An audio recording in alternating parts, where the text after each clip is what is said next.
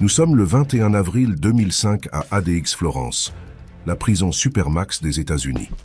Située au cœur des montagnes du Colorado et surnommée l'Alcatraz des Rocheuses, les détenus y passent 23 heures par jour dans des cellules insonorisées de 2 mètres sur 2, conçues pour les empêcher d'avoir le moindre contact significatif avec le monde extérieur, ou entre eux.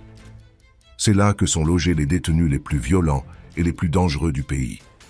C'est pourquoi le personnel prend des mesures extrêmes pour assurer la sécurité des prisonniers, notamment par une surveillance vidéo constante, en particulier lorsqu'ils se réunissent à l'extérieur pour la récréation.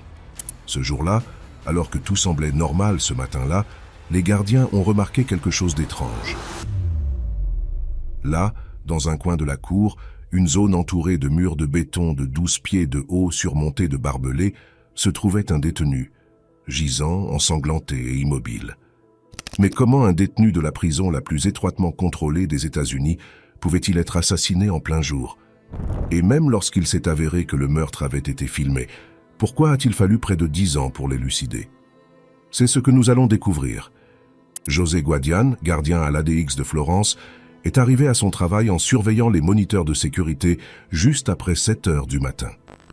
Après l'arrivée de son partenaire, ils se sont assurés que tous les moniteurs enregistraient, puis ils ont commencé à chercher tout ce qui était suspect. C'est à l'heure de la récréation que les détenus se livrent à une grande partie de leurs activités illicites. En effet, les détenus de l'ADX Florence passent presque toute la journée enfermés dans leurs cellules, construites en béton armé et équipées de portes coulissantes commandées à distance par des gardiens. Chaque cellule dispose d'une fenêtre étroite, inclinée de manière à ce que le ciel soit la seule chose visible, ce qui empêche les détenus d'établir une quelconque connexion avec le monde extérieur. Les repas sont livrés par de petites fentes et les douches sont automatisées à l'intérieur des cellules, tout cela pour minimiser le contact humain et réduire le risque d'incidents violents. Cela signifie que les récréations sont l'une des rares occasions d'enfreindre les règles. Échanger de la drogue, passer des notes et remettre des armes sont autant de choses que José et son partenaire doivent surveiller. Peu avant 8 heures, les premiers groupes de détenus ont commencé à entrer dans la cour de récréation. Alors que les prisonniers commencent à faire des pompes, des burpees et d'autres exercices de gymnastique, José et son partenaire scrutent les mains et les pieds des détenus, cherchant à voir si quelqu'un a passé ou laissé tomber quelque chose. Ils ont continué à scruter jusqu'à ce que, à 8h21, ils aperçoivent un détenu immobile dans un coin reculé de la cour de récréation. Après avoir confirmé avec son partenaire que ce qu'ils voyaient était réel, les 2 hommes ont téléphoné au chef du contrôle de la prison, Paul Middleton. Paul a immédiatement déclenché une alerte de sécurité. Dès qu'il l'a fait, toutes les portes de la prison se sont refermées, à l'exception de celle qui donnait directement sur la cour de récréation. Alors que les sirènes retentissent tout autour de lui, Paul sort de son bureau un chariot géant rempli d'armes non létales. Chaque agent qui passait par là pouvait saisir un pistolet à poivre de Cayenne, un fusil à billes, une matraque, tout ce dont il avait besoin pour faire face aux détenus. Lorsque les gardiens de l'établissement ont réagi et se sont rendus dans la cour de la prison, ils ne se sont pas immédiatement précipités. Ils ont plutôt formé un périmètre autour de la cour. En effet, le règlement de la prison stipule que les gardiens doivent maintenir un rapport de force de 3 contre 1 avec les détenus. Les prisonniers de l'ADX de Florence sont si dangereux et avec un si grand nombre d'entre eux dans la cour, ils ne pouvaient pas risquer d'être débordés. Les agents ont donc commencé à les appeler un par un pour qu'ils marchent à reculons vers les murs de la prison, où des prisonniers individuels pouvaient être menottés puis ramenés dans leurs cellules. Ce n'est qu'une fois qu'un nombre suffisant de détenus a été retiré de cette manière que le ratio gardien-prisonnier est devenu suffisamment élevé pour que les officiers puissent libérer la cour de récréation. Le personnel médical s'est cependant immédiatement rendu auprès du détenu, et ce qu'il a trouvé a choqué tout le monde.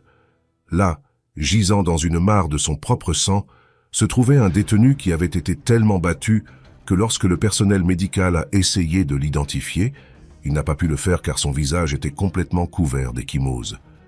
Lorsqu'ils ont tenté d'identifier les fonctions cérébrales en éclairant ses pupilles, ils n'ont pas pu le faire car ses yeux étaient gonflés. Le personnel médical a par la suite déclaré que ces blessures étaient semblables à celles de personnes ayant sauté du pont Royal Gorge, situé à proximité, et qui avait fait une chute de 1000 pieds. Bien que le personnel médical n'ait pas pu prendre son pouls, il a commencé à pratiquer la réanimation cardio-pulmonaire et a appelé une ambulance. Le prisonnier a été déclaré décédé à l'hôpital, mais il est probable qu'il soit mort alors qu'il se trouvait encore à la prison. Pendant que le prisonnier était transporté à l'hôpital, les agents pénitentiaires étaient occupés à ramener les détenus dans leurs cellules. C'est là qu'ils ont eu leur premier indice. Les gardiens ont remarqué que l'un des prisonniers, Richard Chuco Santiago, avait du sang sur ses chaussures. Lorsqu'ils en ont compris la signification, ils sont retournés dans sa cellule pour s'emparer de ses vêtements. Mais lorsqu'ils sont arrivés, Santiago était occupé à plonger ses vêtements et ses chaussures dans les toilettes de la prison. Les gardiens lui ont ordonné d'arrêter, mais il les a ignorés et a commencé à les laver plus rapidement. Menacé d'une extraction forcée pour l'empêcher de détruire des preuves potentielles, Santiago a finalement permis aux agents de le menotter et ils sont entrés dans sa cellule. Pendant ce temps, les responsables de la prison examinaient les enregistrements vidéo pour voir si les caméras avaient capté quoi que ce soit. À l'ADX de Florence, la quasi-totalité de l'établissement est sous surveillance constante, les flux vidéo fonctionnant 24 heures sur 24 et 7 jours sur 7. Au cours de l'examen de la vidéo, les agents ont finalement découvert l'identité de la victime. Il s'appelait Manuel Tati Torres et était un chef connu de la mafia mexicaine. L'enregistrement montre Torres en train de faire des touches de pied dans le coin arrière de la cour lorsque deux hommes entrent dans le cadre. Le premier était Santiago, l'homme qui avait été surpris en train de nettoyer ses vêtements dans sa cellule, et le second était un autre détenu nommé Silvestre Chicali Rivera. Alors que Santiago s'approchait de Torres, ce dernier tendit la main pour serrer celle de Santiago quand, tout à coup, Santiago abattit son poing et donna un coup de poing au visage de Torres. Le premier coup l'a projeté au sol et hors du champ de la caméra. Mais Santiago et Rivera ont continué à donner des coups de poing, des coups de pied et des coups de pied à Torres pendant 6 minutes. Les tueurs étaient si effrontés et nonchalants qu'au cours de l'agression, Santiago a même pris une pause pour boire un verre d'eau avant de s'en prendre à nouveau à Torres. Le lendemain, des agents se sont rendus dans la cellule de Rivera pour le placer en détention. Lorsque les agents sont arrivés, il était visiblement tremblant mais coopératif. Alors qu'on l'emmenait, il a demandé si les adjoints étaient fâchés de ce qu'il avait fait. Comme il ne répondait pas, il a posé des questions sur ce qui s'était passé dans la cour de récréation hier, voulant savoir si c'était vraiment la première fois qu'un meurtre se produisait à l'ADX Florence. « Ce que j'ai fait, a-t-il répondu, j'ai entendu dire que cela avait fait la une des journaux. » Ne voulant pas entacher d'autres déclarations, les agents pénitentiaires ont conseillé à Rivera d'arrêter de parler et d'attendre l'arrivée des enquêteurs. Mais qui étaient exactement ces personnes? Comment se connaissaient-elles? Et pourquoi voulaient-elles assassiner l'une d'entre elles? Les 3 hommes étaient affiliés à la mafia mexicaine, née dans la fosse septique qu'était le programme californien de détention pour mineurs dans les années 50, et dont l'idée était de réunir les membres de gangs mexicains américains sous une bannière commune pendant leur incarcération. Le gang recrutait massivement et s'inspirait des mafias italiennes qui occupaient une place importante dans le nord-est des États-Unis à l'époque. L'organisation avait des règles strictes. Les membres devaient obéir à tous les ordres des autres membres, quoi qu'il arrive, y compris le meurtre. Reculer lors d'une bagarre, moucharder ou tenter de quitter le gang étaient autant de motifs d'exécution immédiate. Très vite, l'hyperfixation du gang sur la violence extrême lui vaut une réputation redoutable. À tel point que les autorités pénitentiaires californiennes ont tenté de réprimer l'organisation en dispersant le gang dans d'autres régions de l'État, ce qui a eu l'effet inverse. Tel un cancer, la mafia mexicaine, désormais disséminée, n'a fait que gagner en puissance. Au fil des ans, à mesure que ses membres bénéficiaient d'une libération conditionnelle, ils ont créé des sectes dans toute la Californie, où ils ont poursuivi leurs activités de trafic de drogue, de prostitution, d'extorsion et de meurtre pour le compte d'autrui. La mafia mexicaine, désormais connue sous le nom de la M, ou le M en espagnol, est devenue un gang extrêmement puissant, tant à l'intérieur qu'à l'extérieur du système pénitentiaire californien. Son noyau dur se composait d'environ 750 membres officiels qui contrôlaient à tout moment jusqu'à 50 000 associés et fantassins qui aspiraient tous à devenir des membres à part entière.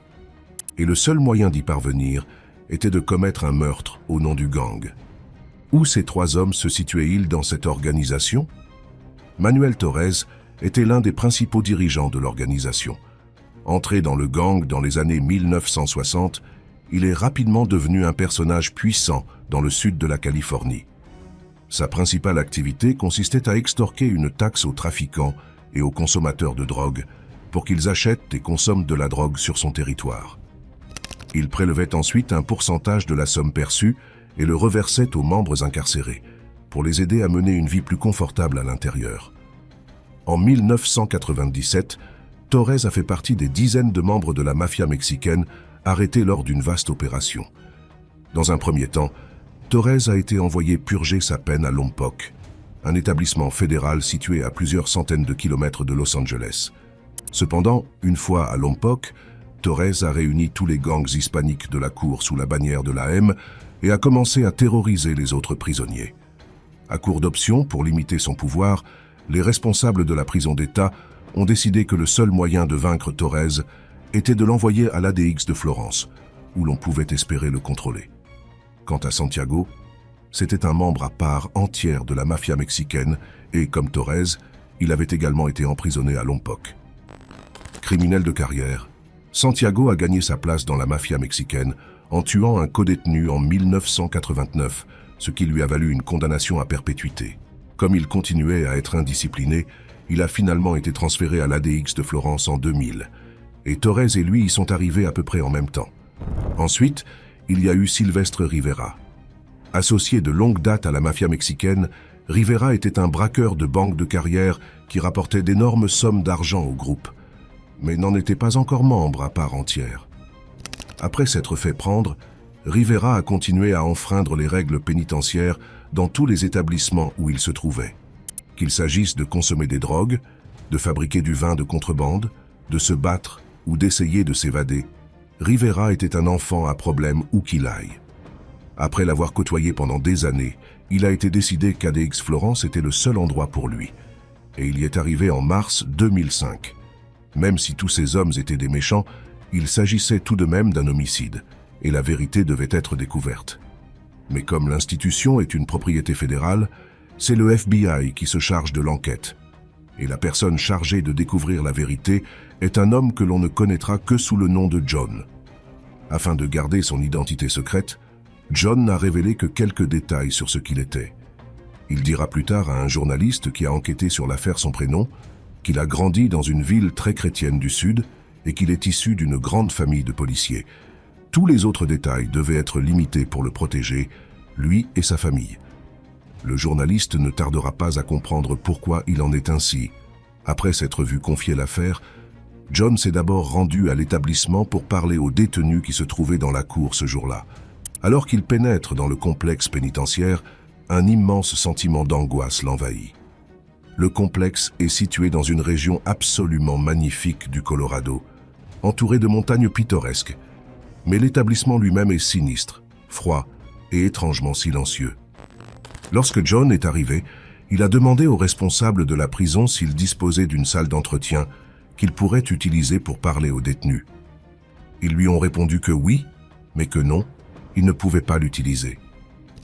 En effet, l'une des pires choses qu'un prisonnier puisse faire est de parler à un policier. Les autres considèrent cela comme une trahison, et le simple fait de suggérer que quelqu'un lui a parlé du meurtre et l'a potentiellement balancé de quelque manière que ce soit, suffirait à les faire tuer.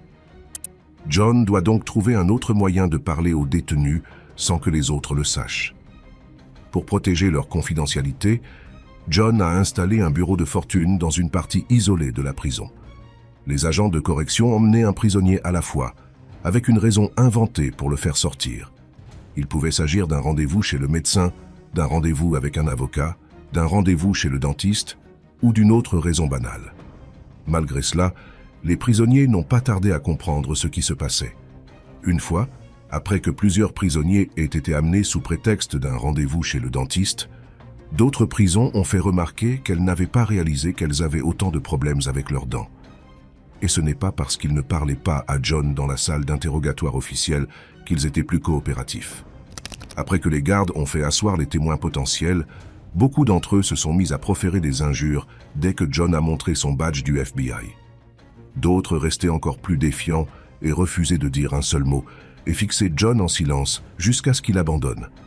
En fait, pendant la visite de John à ADX Florence, pas un seul détenu n'a fait la moindre déclaration sur ce qui s'est passé ce jour-là, ni sur Torres, Santiago ou Rivera. Il semblait que l'ensemble de la population de plusieurs centaines de détenus avait soit prêté serment de garder le secret sur ce qui s'était passé, soit été menacé. Quoi qu'il en soit, John a compris qu'il n'obtiendrait rien d'eux et a été contraint de quitter l'ADX Florence les mains vides. Mais John ne s'est pas laissé abattre aussi facilement. Ne voulant pas se laisser abattre, il s'est associé à l'assistant du procureur Bob Midans, un procureur de carrière qui s'était fait un nom au bureau de Denver, en tant que personne capable de prendre en charge les affaires juridiques les plus complexes et de les gagner. Ensemble, John et lui ont élaboré une nouvelle stratégie pour tenter de comprendre ce qui s'est passé, mais ils avaient besoin de l'aide d'experts pour y parvenir. Les experts qu'ils ont choisis sont les membres du bureau local du FBI à Los Angeles. En effet, le bureau des renseignements dispose de plusieurs experts résidents sur la M et connaît pratiquement tous les acteurs. Lorsque le duo a rencontré les fonctionnaires du FBI à Los Angeles, ils ont été stupéfaits par la quantité d'informations qu'ils avaient recueillies sur le gang. Dans le bureau du FBI, il y avait une véritable bibliothèque d'informations sur presque tous les crimes et tous les membres du groupe qu'ils connaissaient. Ne disposant pas de beaucoup de temps, ils ont obtenu l'autorisation de copier la plupart des documents et de les ramener au Colorado pour les examiner. Mais ce n'est pas la seule chose que le FBI leur a donnée. En plus des documents, il leur a remis une liste d'anciens membres de la mafia mexicaine qui étaient devenus des témoins d'État dans le cadre de divers procès. Ces anciens gangsters ayant signé leur propre arrêt de mort, ils ont tous été placés dans le programme fédéral de protection des témoins. Le programme de protection des témoins est un lieu où les criminels qui concluent des accords avec le gouvernement pour témoigner dans des procès peuvent obtenir une nouvelle identité. Les personnes qui entrent dans le programme reçoivent littéralement de nouveaux passeports, certificats de naissance, cartes de sécurité sociale et une nouvelle histoire.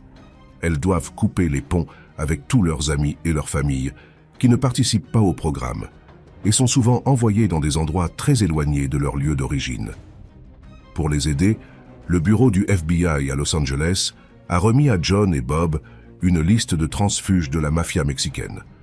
Cependant, ils ne leur ont pas donné d'informations sur ce qu'ils avaient fait dans leurs vies antérieures et ne leur ont pas promis leur coopération.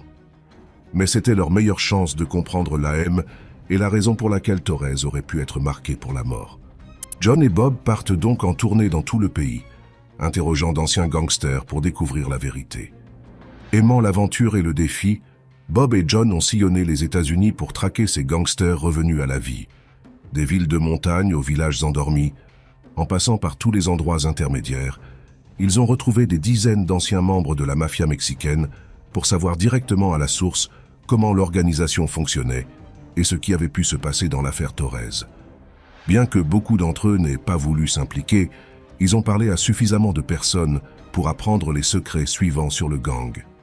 À la ME, une fois que vous êtes marqué pour la mort, peu importe que la décision ait été prise il y a des mois, des années, ou même des décennies. Il s'agit toujours d'un ordre valide. Les membres marqués pour la mort ne savaient jamais ce qui les attendait. Et comme les membres de la mafia mexicaine étaient répartis dans toutes les prisons des États-Unis, il pouvait s'écouler beaucoup de temps avant que la nouvelle ne soit transmise d'un membre à l'autre pour confirmer le meurtre. Une fois qu'un nombre suffisant de membres avait voté pour la mort, la nouvelle pouvait être transmise par des messagers dans les différentes prisons ou à l'extérieur. C'est pourquoi il peut littéralement s'écouler des années avant qu'un membre ne soit libéré pour transmettre un message à l'extérieur. En effet, contrairement à d'autres gangs qui disposent parfois de documents faisant état de règles ou d'ordres écrits, la mafia mexicaine ne conserve aucun document. Toutes les informations confidentielles sont enfermées dans un seul endroit, l'esprit des membres, et elles ne se transmettent que de bouche à oreille. Alors, qu'est-ce que les transfuges ont à dire sur cette affaire en particulier ? Quel péché capital de la M avait-il enfreint? Selon eux, la raison pour laquelle Torres avait été marqué pour la mort était que, au début des années 90, alors qu'il reprenait son activité d'extorsion, il avait tué un de ses confrères pour se l'approprier. Il a fallu plusieurs années aux autres membres pour découvrir que Torres était à l'origine de ce meurtre, et lorsqu'ils l'ont découvert, il avait déjà été arrêté en 1997 et envoyé à l'ADX de Florence en 2000. Qui était donc Santiago? On a prétendu qu'il était ce qu'on appelait une torpille. Les torpilles étaient des tueurs à gages spécifiquement désignés pour commettre des assassinats d'hommes marqués à l'intérieur du système pénitentiaire. Le fait que Santiago ait été envoyé de Lompoc à ADX Florence à peu près en même temps que Torres montre qu'il est très possible que son assassinat ait été planifié des années à l'avance. Mais quelle est la place de Rivera dans tout cela? Comme Rivera n'était pas encore un membre à part entière, il devait commettre un meurtre pour terminer son initiation au gang. En outre, Santiago devait recevoir un ordre verbal de l'extérieur d'ADX Florence pour confirmer l'ordre de tuer, puis l'exécuter avec Rivera. Sur la base de leurs témoignages, John et Bob ont supposé que Rivera était un messager qui avait transmis l'ordre à Santiago, puisque 3 semaines après l'arrivée de Rivera à l'ADX de Florence, Torres était mort. Fort de ce témoignage d'experts et du trésor de documents fournis par le bureau local de Los Angeles, sans oublier la vidéo du meurtre lui-même, les 2 hommes ont inculpé Santiago et Rivera de 2 chefs d'accusation pour meurtre en 2010. Mais c'est là que le vrai travail a commencé. Comme ces prisonniers purgeaient déjà une peine dans la prison la plus brutale d'Amérique, les procureurs américains voulaient envoyer un message pour dissuader d'autres détenus de commettre des actes de violence extrême. Mais comment convaincre des détenus qui n'ont plus rien à perdre? Après 1 an d'enquête, l'unité des crimes capitaux du ministère de la Justice, ou escadron de la mort comme on l'appelle, a rendu ses conclusions. Les États-Unis allaient demander la peine de mort contre Santiago et Rivera afin de dissuader d'autres détenus de commettre des crimes similaires à l'avenir. Mais il y avait un problème. Rivera était un citoyen mexicain. En vertu de la Convention de Vienne, Rivera devait être informé de son droit à l'assistance d'un avocat dès son arrestation pour le crime, ce que les agents pénitentiaires n'ont pas fait lorsqu'ils l'ont sorti de sa cellule. Bien que cela puisse sembler anodin, pour la nation mexicaine, cela l'était. Et l'ambassadeur mexicain n'a pas tardé à s'en mêler. Il a écrit des lettres au procureur général et au secrétaire d'État au sujet du cas de Rivera. Le Mexique ayant aboli la peine de mort, le fait d'essayer de la réclamer contre un citoyen mexicain était un sujet politique brûlant. Sous la pression politique, Bob a donc annoncé qu'il ne réclamerait pas la peine de mort contre Rivera, mais qu'il continuerait à le faire contre Santiago. C'est alors qu'un désastre survient. Après avoir travaillé sur cette affaire pendant des années, Bob a été victime d'une crise cardiaque soudaine, alors qu'il faisait du ski avec sa femme, et il est décédé. John a très mal vécu la mort de celui qui était devenu un ami proche. En raison du décès de Bob, John s'est récusé de l'affaire. Le procureur M.G. Mendez a pris la relève de Bob. Mais qui pouvait l'aider? Qui avait la connaissance de l'affaire nécessaire pour la mener à bien et obtenir les condamnations finales? Parfois, il n'est pas nécessaire de chercher très loin, car il s'est avéré que John avait épousé une collègue agent du FBI. Après avoir regardé son mari s'occuper de l'affaire pendant des années, elle était devenue intimement familière avec le dossier, puisqu'elle avait servi de caisse de résonance à son mari. John, n'ayant plus le cœur à continuer après le décès de Bob, sa femme a repris l'affaire là où il l'avait laissée et a travaillé avec Mendez pour préparer l'affaire Rivera en vue du procès. Mais un problème de taille subsiste. En raison de la nature secrète de la mafia mexicaine et de l'incapacité du gouvernement à traduire en justice ses informateurs confidentiels, la théorie que John et Bob avaient élaborée au sujet d'un coup monté depuis des années, bien que solide, n'était pas valable devant un tribunal. En l'absence de preuves tangibles de la théorie du complot, l'accusation a voulu s'appuyer sur ce qu'elle pouvait prouver, à savoir la cassette vidéo montrant l'attentat. Au début du procès, des mesures de sécurité extrêmes ont été prises pour protéger toutes les personnes impliquées des représailles de cette organisation quasi-terroriste de l'ombre. Chacun des jurés a été constitué en secret. Leurs visages n'ont pas été montrés au tribunal et un numéro à 4 chiffres a été utilisé pour les identifier. Quant à Rivera, il était enchaîné à un seau rempli de béton et entouré de nombreux US Marshals prêts à le plaquer au sol s'il tentait de s'échapper ou de faire quoi que ce soit d'anormal. Mais juste avant le début du procès, l'équipe de défense de Rivera a présenté un élément de preuve surprenant, un témoin oculaire. Au cours des 10 dernières années, le gouvernement n'avait pas réussi à obtenir la moindre déclaration d'une personne présente dans la cour ce jour-là. Mais voilà que tout à coup, avant le procès, l'équipe de la défense a trouvé un prisonnier qui était soudain prêt à témoigner sur l'attaque. Il y avait une chance qu'il puisse démêler tout le dossier contre Rivera. Alors, comment le gouvernement prétend-il que le meurtre a eu lieu? Selon eux, Rivera était assis dans sa cellule et attendait son tour pour sortir dans la cour de récréation ce matin-là. À la suite d'une erreur administrative, les gardiens ne l'avaient pas fait sortir à l'heure prévue, et Rivera avait donc fait signe à un gardien de passage de l'emmener dans la cour de récréation. Entre-temps, des images vidéo avaient filmé Santiago s'approchant d'une fenêtre et lui parlant.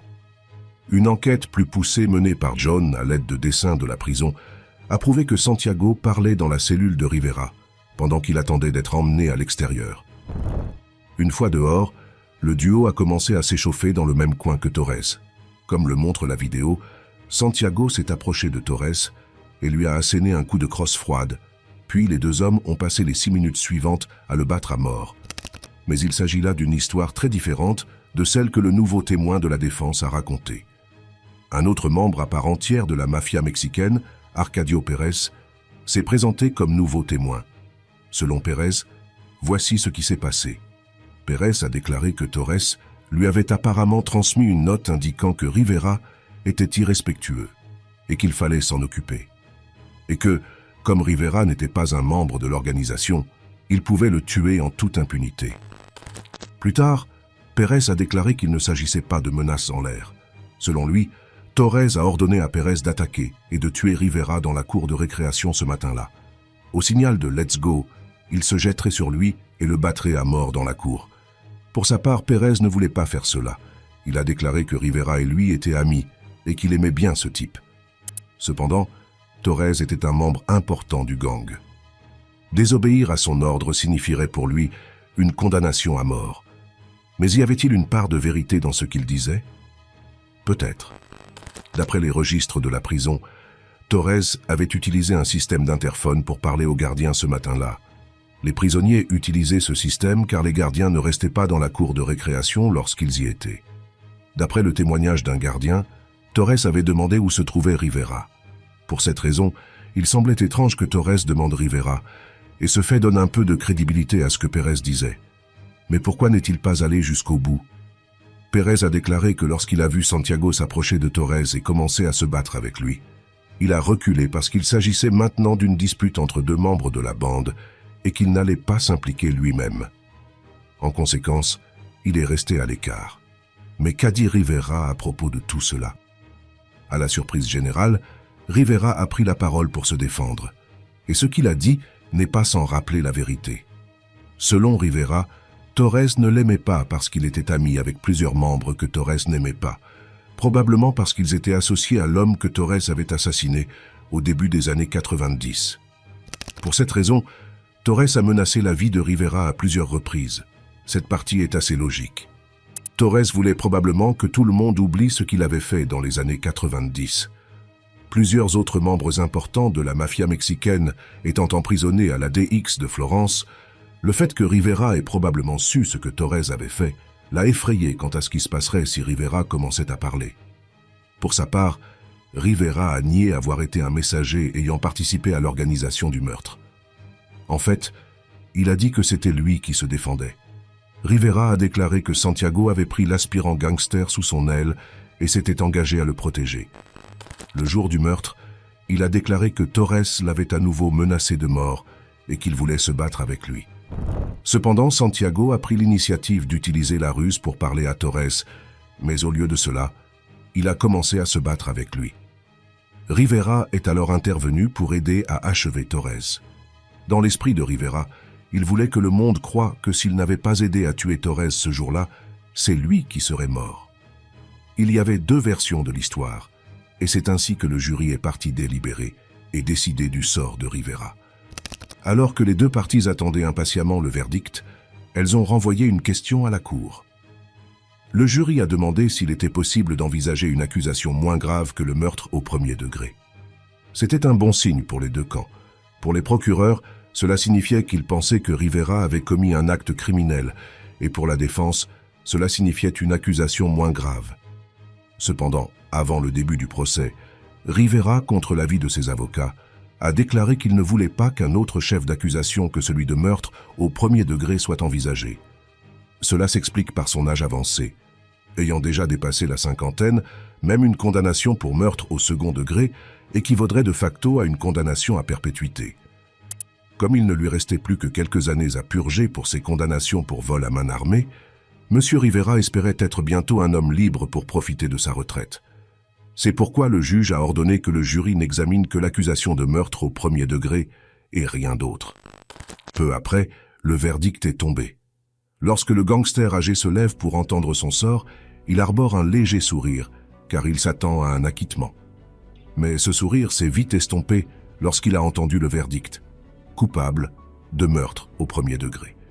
Cela a pris des années, mais ils ont finalement eu leur homme lorsque le jury a rendu un verdict de culpabilité. Et pour un peu de justice poétique, le verdict est tombé presque 10 ans jour pour jour après le meurtre. Lorsque les membres du jury ont été interrogés plus tard sur la manière dont ils étaient parvenus à leur décision, ils ont déclaré que s'il s'agissait vraiment de légitime défense, pourquoi Rivera et Santiago auraient-ils continué à donner des coups de pied et à piétiner Torres, même après qu'il ait été mis à terre? Après les premières minutes, ils auraient eu raison de reculer. Tout ce qui a suivi n'était pas nécessaire. Plusieurs mois après sa condamnation, Rivera a appris son sort. Pour le crime de meurtre au premier degré, il passerait le reste de sa vie naturelle en prison. Bien entendu, Rivera a clamé son innocence à l'époque et continue de le faire à ce jour, affirmant qu'il s'agissait d'un cas de légitime défense. Mais qu'en est-il de son coaccusé? Afin d'éviter la peine de mort, Santiago a évité un procès et a plaidé coupable de meurtre au premier degré en décembre 2016. Il a rapidement été condamné à une peine supplémentaire de réclusion à perpétuité sans possibilité de libération conditionnelle. Mais malgré les condamnations, il n'y a pas eu de gagnant.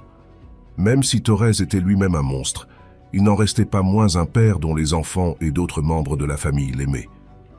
Le fait qu'il connaisse une fin aussi violente ne rendait justice ni à sa propre famille, ni à celle de ses victimes, puisqu'il n'avait pas été condamné à mort pour ses crimes. Quant à la police, bien qu'elle ait obtenu des condamnations pour les 2 tueurs, le FBI n'a pas été en mesure d'arrêter les membres les plus haut placés de la mafia mexicaine pour ce meurtre.